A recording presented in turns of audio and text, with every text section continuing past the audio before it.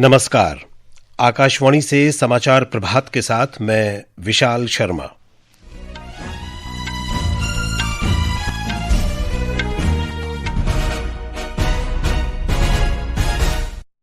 मुख्य समाचार। राष्ट्रपति द्रौपदी मुर्मू ने शांति विधेयक को मंजूरी दी। महाराष्ट्र में नगर परिषद और नगर पंचायत चुनावों में भाजपा, शिवसेना और राष्ट्रवादी कांग्रेस पार्टी के महायुति गठबंधन की शानदार जीत। अरुणाचल प्रदेश में स्थानीय निकाय चुनावों में सत्तारूढ़ भाजपा की भारी बहुमत से जीत। सरकार ने कहा, अरावली क्षेत्र का 90% से अधिक हिस्सा संरक्षित। अरावली की पारिस्थितिकी को तत्काल कोई खतरा नहीं। गणितज्ञ श्रीनिवास रामानुजन की जयंती के उपलक्ष्य में आज राष्ट्रीय गणित दिवस मनाया जा रहा है। और महिला क्रिकेट में विशाखापट्टनम में 5 मैचों की T20 अंतर्राष्ट्रीय श्रृंखला के पहले मैच में भारत ने श्रीलंका को 8 विकेट से हराया।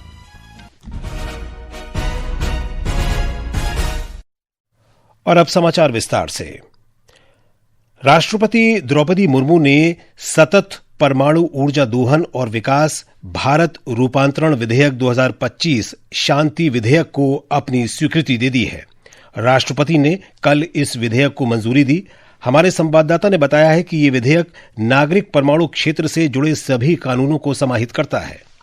भारत के रूपांतरण के लिए नाभिकीय ऊर्जा का संधारणीय दोहन और अभिवर्धन शांति कानून भारत के परमाणु ऊर्जा संबंधी कानूनी ढांचे को सुदृढ़ और आधुनिक बनाता है। यह नियामकीय निगरानी के तहत परमाणु क्षेत्र में सीमित निजी भागीदारी को सक्षम बनाता है। यह परमाणु ऊर्जा नियामक बोर्ड को वैधानिक मान्यता प्रदान करके वैधानिक विनियमन को मजबूत करता है। यह भारत के स्वच्छ ऊर्जा परिवर्तन और 2047 तक 100 गीगावाट परमाणु ऊर्जा क्षमता प्राप्त करने के दीर्घकालिक लक्ष्य का भी समर्थन करता है। यह कानून भारत की परमाणु ऊर्जा यात्रा के अगले चरण को आकार देने में एक महत्वपूर्ण कदम है। अनुपम मिश्र, आकाशवाणी समाचार, दिल्ली।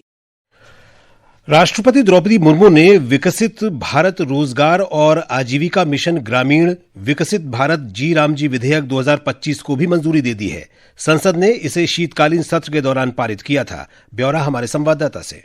यह अधिनियम विकसित भारत 2047 के राष्ट्रीय दृष्टिकोण के अनुरूप ग्रामीण विकास ढांचा स्थापित करेगा। इसके अंतर्गत प्रत्येक वित्त वर्ष में प्रत्येक ग्रामीण परिवार को 125 दिनों की मजदूरी रोजगार की वैधानिक गारंटी प्रदान की जाएगी। इस योजना में केंद्र और राज्य सरकारों के बीच निधि बंटवारे का अनुपात अधिकांश राज्यों के लिए 60 और 40% होगा, जबकि पूर्वोत्तर और हिमालयी राज्यों में यह अनुपात 90 और 10% होगा। इस योजना के अंतर्गत यदि किसी को समय पर काम नहीं दिया जाता है तो बेरोजगारी भत्ता देने का प्रावधान भी है। यह अधिनियम महात्मा गांधी राष्ट्रीय ग्रामीण रोजगार गारंटी अधिनियम मनरेगा 2005 का स्थान लेगा। अमन यादव के साथ आदर्श, आकाशवाणी समाचार, दिल्ली।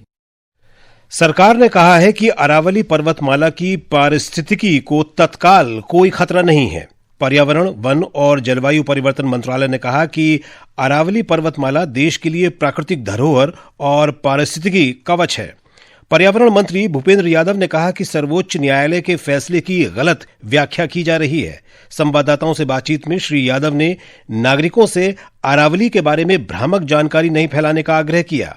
उन्होंने कहा कि अरावली पर्वतमाला का कुल क्षेत्रफल 1,47,000 वर्ग किलोमीटर है और खनन केवल 0.19% क्षेत्र में ही अनुमत है। श्री यादव ने कहा कि सर्वोच्च न्यायालय के फैसले के अनुसार अरावली क्षेत्र का 90% हिस्सा संरक्षित क्षेत्र के अंतर्गत आता है और इस संबंध में कोई छूट नहीं दी गई है। अरावली में कोई भी रिलैक्सेशन नहीं दिया गया।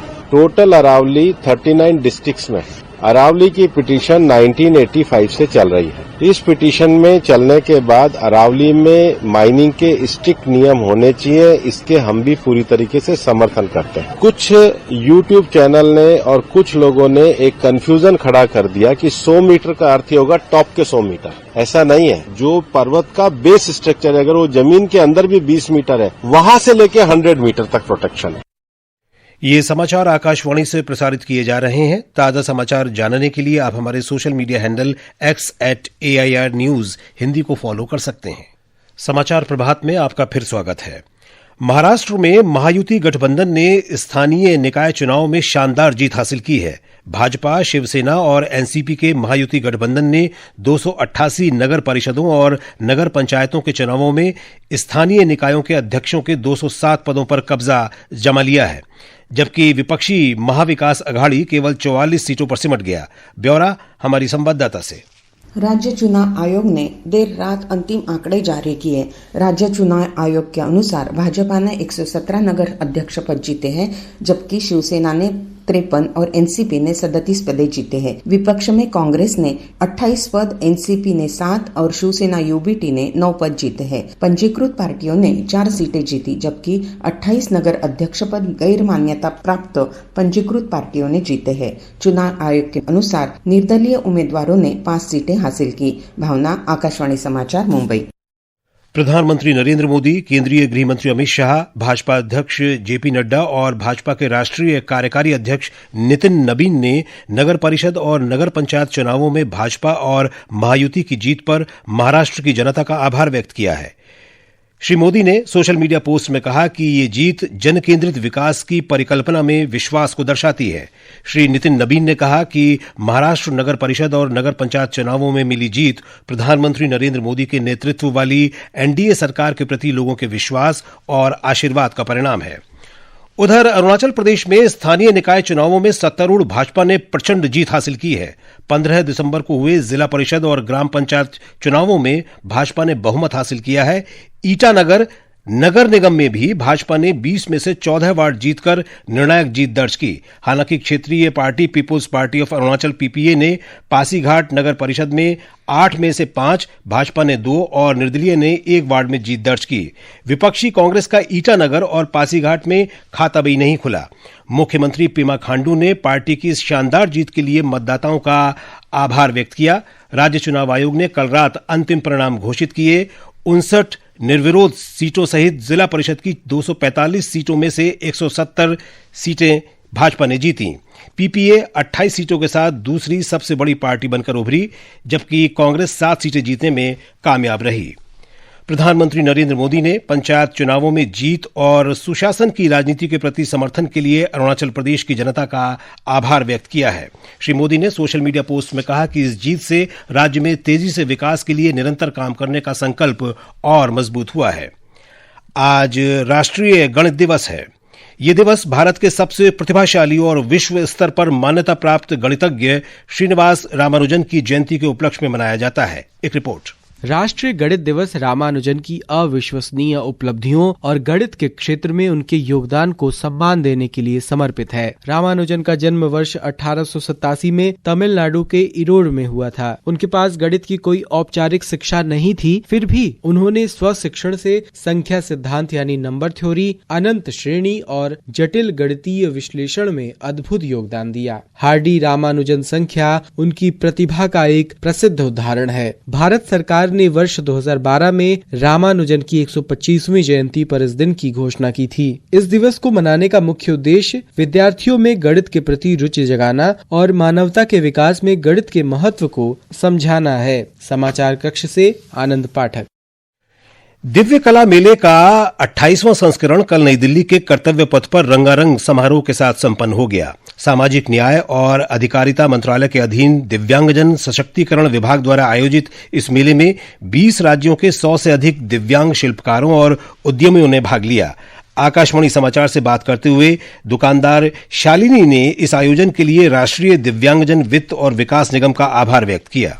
मेरा नाम शालिनी है और ये देवांशी का स्टॉल है, स्टॉल नंबर 19। हमें यहाँ एक अपॉर्चुनिटी मिली है देवांशी का आर्ट वर्क डिस्प्ले करने की, लेकिन उसका बैकग्राउंड ये है कि Devanshi happens to be with learning disability child, autism, mild autism है उसको और स्लो लर्निंग डिसेबिलिटी है। देवांशी को ADHD इश्यूज होते थे जब वो थोड़ी छोटी थी, तो उसके लिए हमने काफी मेडिकेशंस और उसके एनर्जी चैनलाइज करने के लिए बहुत एरियाज एक्सप्लोर किए। बट ये आर्ट वर्क जो आप देख पा रहे हैं, ये देवांशी ने खुद चूज किया अपने लिए to focus her energies, to focus her minds and all this. भारतीय अंतरिक्ष अनुसंधान संगठन इसरो बुधवार को संचार उपग्रह ब्लूबर्ड ब्लॉक 2 का प्रक्षेपण करेगा। ये अमेरिका की AST स्पेस मोबाइल कंपनी का उपग्रह है जो LVM-3M6 रॉकेट के जरिए पृथ्वी की निचली कक्षा में भेजा जाने वाला अब तक का सबसे बड़ा वाणिज्यिक उपग्रह होगा। हमारे साप्ताहिक फोन इन कार्यक्रम पब्लिक स्पीक में आज रात 9:30 बजे उपभोक्ता अधिकारों और दायित्वों पर एक परिचर्चा प्रसारित की जाएगी। परिचर्चा में उपभोक्ता मामलों के विभाग की सचिव निधि खरे शामिल होंगी। कार्यक्रम के दौरान श्रोता विशेषज्ञों से सवाल पूछ सकते हैं। महिला क्रिकेट में भारत ने कल रात विशाखापट्टनम में खेले गए 5 मैचों की T20 अंतर्राष्ट्रीय श्रृंखला के पहले मैच में श्रीलंका को 8 विकेट से हरा दिया। इसके साथ ही भारत ने श्रृंखला में 1-0 की बढ़त बना ली है। इस T20 श्रृंखला का अगला मैच कल विशाखापट्टनम में और आखिरी 3 मैच तिरुवनंतपुरम में खेले जाएंगे। मौसम विभाग ने आज तेलंगाना के 11 जिलों में शीतलहर की चेतावनी जारी की है। राज्य के कई जिलों में सुबह और रात के समय कोहरा छाए रहने की संभावना है। अगले 2 दिन में न्यूनतम तापमान भी सामान्य से 2 से 3 डिग्री सेल्सियस कम हो सकता है। ये समाचार हमारी वेबसाइट www.newsonair.gov.in और हमारे news on AIR mobile app पर भी उपलब्ध हैं। और अब आज के समाचार पत्रों की सुर्खियों के साथ हैं मनोज। धन्यवाद विशाल। विकसित भारत जी राम जी विधेयक को राष्ट्रपति की मंजूरी आज के सभी अखबारों के मुख्य पृष्ठ पर है।